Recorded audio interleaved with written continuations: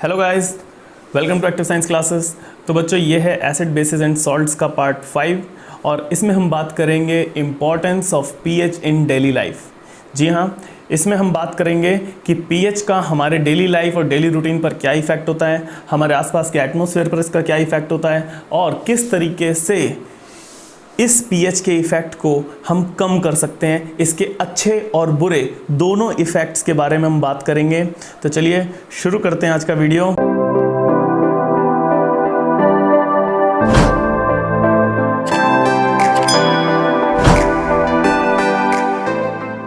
तो बच्चों, सबसे पहले हम पीएच की स्टडी को 3 पार्ट्स में डिवाइड करेंगे: प्लांट, एनिमल और एटमॉस्फेयर।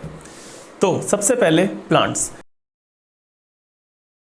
प्लांट्स की स्टडी के लिए आप ये समझ लीजिए कि प्लांट का पीएच रेंज क्या होता है। प्लांट का पीएच रेंज स्लाइटली एसिडिक होता है, यानी कि ये 5.4 से 7 तक काम करता है। ठीक है, स्लाइटली एसिडिक यानी कि बहुत ही वीकली एसिडिक। इसके जितने भी फ्लूइड्स होते हैं, यानी कि जितने भी लिक्विड होते हैं प्लांट के अंदर, एक ट्री के अंदर, उसके लीव्स के अंदर जितना भी लिक्विड होता है, जितने भी फ्लूइड्स होते हैं, उन सब का पीएच रेंज स्लाइटली एसिडिक होता है। ठीक है, इसके साथ सॉइल को पर भी, इस सॉइल में भी प्लांट्स को ग्रो होने के लिए पीएच रेंज कैसा चाहिए? वीकली एसिडिक चाहिए। ठीक है, तो इसके एक एक करके पॉइंट्स को समझते हैं। सबसे पहले point number 1, acidic nature of fruits. Plants के थ्रू हमें जितने भी फ्रूट्स मिलते हैं उनमें ज़्यादातर हाईली एसिडिक कंसंट्रेशन होती है।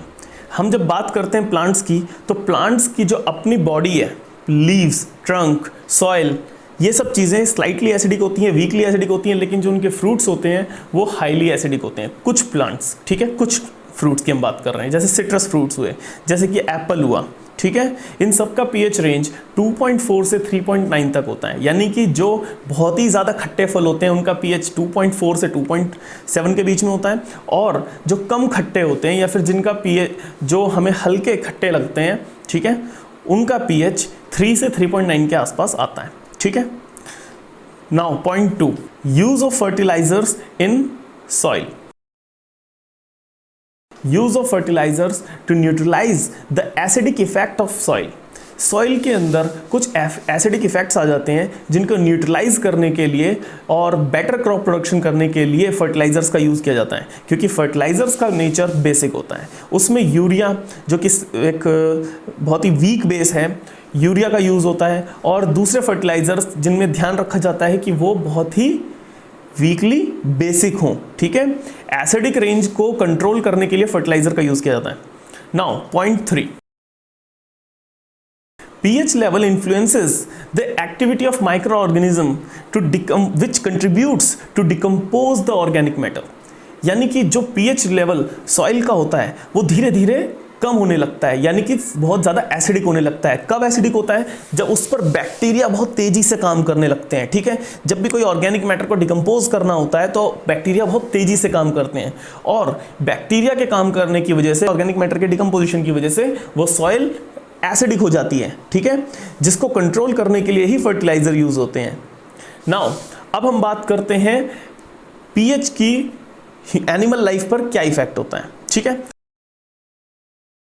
ह्यूमन बॉडी का जो वर्किंग पीएच रेंज होता है वो 7 से 7.8 होता है, यानी कि एनिमल्स के अंदर और स्पेशली ह्यूमंस के अंदर जितने भी फ्लूइड्स होते हैं, including saliva, including blood, urine, और जितने भी फ्लूइड्स होते हैं, वर्किंग फ्लूइड्स होते हैं, उन सभी का पीएच स्लाइटली बेसिक होना चाहिए। ठीक है, जब ये नेचर स्लाइटली बेसिक से एसिडिक की तरफ चल पड़ता है तभी हमें प्रॉब्लम्स होनी शुरू होती हैं।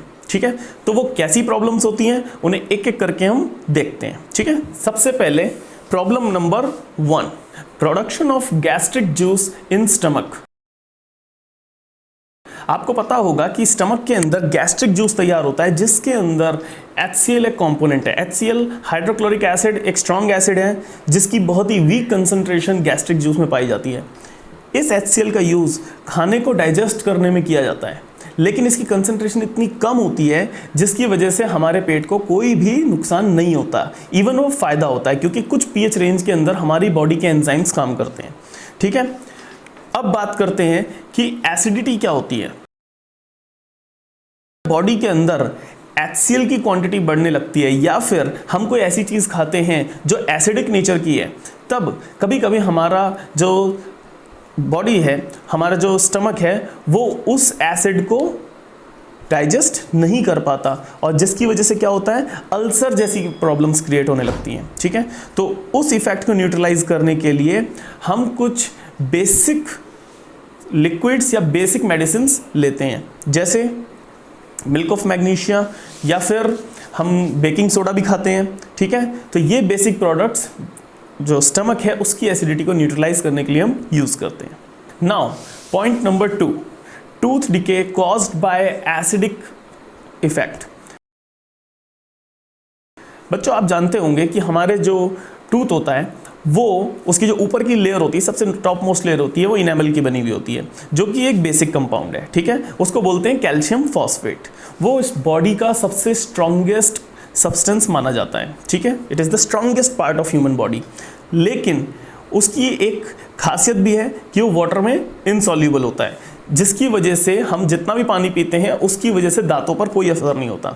लेकिन असर किसका होता है, एसिडिटी का। ठीक है, जब माउथ का pH लो होने लगता है, यानी कि जो अंडर का मीडियम है वो एसिडिक होने लगता है, तब इनेमल की जो लेयर होती है वो धीरे धीरे धीरे धीरे घिसती जाती है। इसकी वजह से हमारे दांत कमज़ोर होते हैं और जल्दी टूटने लगते हैं। ठीक है, अब इस इफेक्ट को न्यूट्रलाइज करने के लिए हम क्या करते हैं, इस इफेक्ट को न्यूट्रलाइज करने के लिए हम ब्रशिंग करते हैं। ब्रश में जो टूथपेस्ट हम यूज़ करते हैं वो टूथपेस्ट किस नेचर का होता है, वो बेसिक नेचर का होता है। ठीक है, जब हम एसिडिक मीडियम को न्यूट्रलाइज करने के लिए एक बहुत ही वीक बेस कोलगेट या फिर कोई भी दूसरा पेस्ट यूज़ करेंगे तो उससे क्या होगा, उसका इफेक्ट नलीफाई हो जाएगा और टीथ प्रोटेक्ट रहेंगे।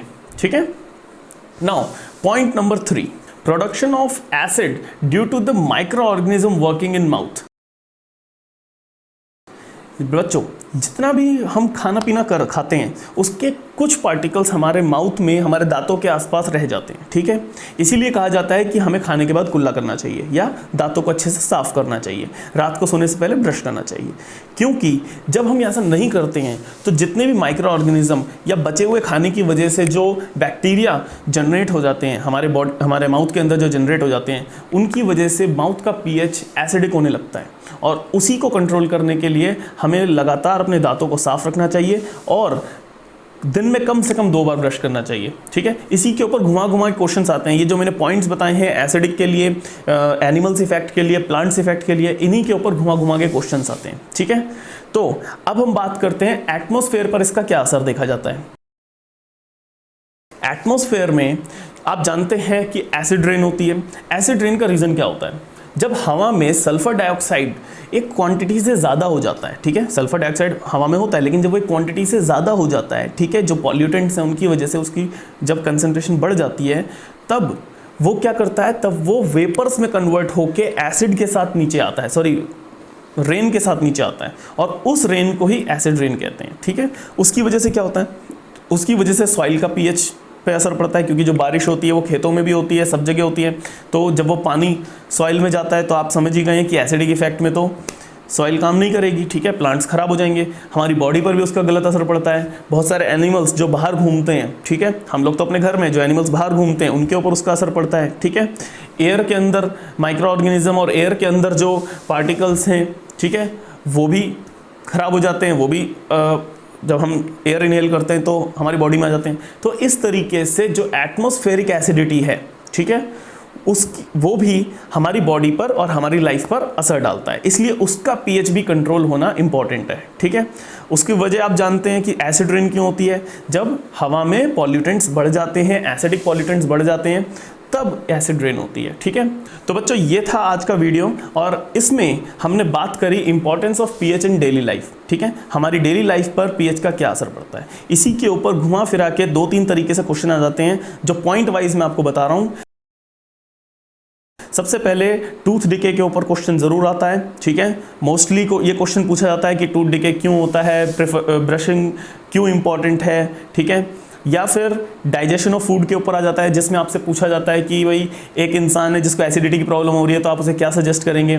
ठीक है, घुमा घुमा के क्वेश्चन आते हैं। ठीक है, ऐसा नहीं है डायरेक्ट नहीं पूछेंगे, घुमा घुमा के क्वेश्चन पूछेंगे। ठीक है, अब ऐसा पूछ सकते हैं कि फर्टिलाइजर्स क्या रोल होता है क्रॉप प्रोडक्शन में, या फिर फर्टिलाइजर्स क्यों यूज़ करते हैं, या फिर इसको वैल्यू बेस्ड क्वेश्चन बना के पूछ सकते हैं कि कोई किसान है जिसकी क्रॉप प्रोडक्शन ठीक से नहीं हो रही है तो उसको कोई दूसरा किसान उसको सजेस्ट कर रहा है कि भाई आप फर्टिलाइज़र ठीक से डालो या फिर जो मेन्योर है उसे सही क्वालिटी का डालो। तो इस तरीके से क्वेश्चंस घुमा घुमा के पूछे जाते हैं। ठीक है, आप इन्हें पॉइंट वाइज बना लीजिए और इसका एक छोटा सा PDF मैं डिस्क्रिप्शन बॉक्स में दे रहा हूँ। ठीक है, वहाँ पर जाके उसे डाउनलोड कीजिए। इसके सारे पॉइंट्स अगर आपने लिख लिए तो बहुत अच्छी बात है, नहीं लिखे हैं तो उस PDF में आपको सब मिल जाएगा। ठीक है, तो चलिए मिलते हैं नेक्स्ट वीडियो में। तब तक के लिए अपना ध्यान रखिए, आसपास सफाई रखिए और पढ़ते रहिए, लिखते रहिए, एक्सप्लोर करते रहिए। Goodbye, thank you.